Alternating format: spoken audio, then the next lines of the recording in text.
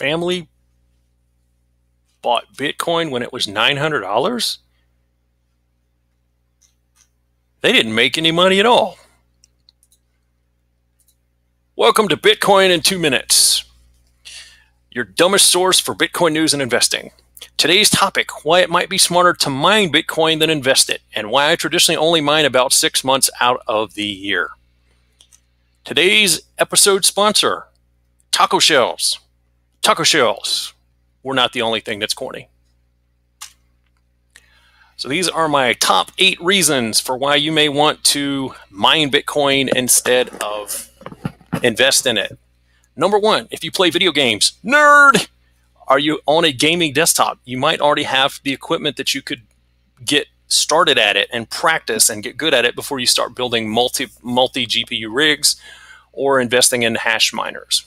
Number 2, you might not make a lot at first or at all, but if you start maximizing your equipment, getting used GPUs and really putting good gaming rigs together that can mine Bitcoin, you're still not going to make lots of money. However, you'll get to where you can.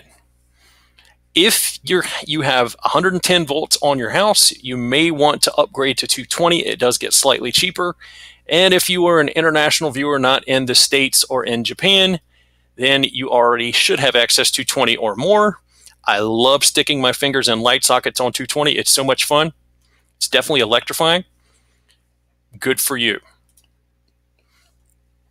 Number 3, using GPU-specific hash miners.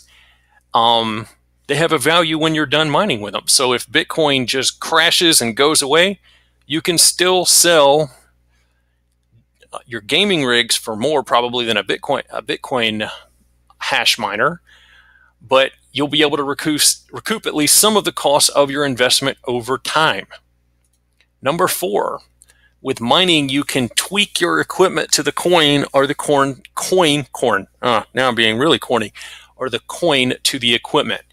So essentially, if you have good CPU and no GPU, you can mine a coin, cryptocurrency that would be good for CPUs. You're not going to make a lot, but you could do it. In the investment world, there's this thing called dollar cost averaging. It's essentially what you're doing with mining since you're generating coin and not paying dollar. So if you buy into the stock market every month, then you're essentially buying the highs and the lows. With Bitcoin, it's so volatile, it's kind of hard to do that. You know, you may invest it in a month and it's really low, or invest it in a month when it's really high, even though you may be putting in the same amount. I think it's an even better use of your time to mine it, because when you mine it, you get a certain amount every month that's not dependent upon the dollar value. So essentially, you're just getting the coin. And then you can sell the coin when it gets to a certain price that you like. So essentially, you have a fixed set cost every month and generate a fixed set amount of coin. You may have to hold it for 3 or 4 or 5 years or longer, but you lose the volatility of it until, you can just wait till it goes up, then sell it. Number 6, the transaction only goes one way, not 2 or 3 or more. You're turning your coin into cash. That's reducing your transaction fees. So with less fees, you get to keep more of the money of your coin. Number 7, you have to pay for power and internet, which generates heat.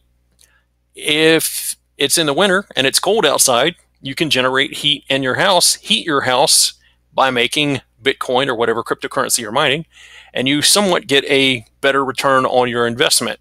I traditionally don't mine in the summer. Number 8, you got to get some skills, son. If you get good at finding deals or good at using your GPU, then you can build gaming rigs and sell them to other people. So it's a win-win. You can make extra money on the side by just finding good deals and selling them to extra people.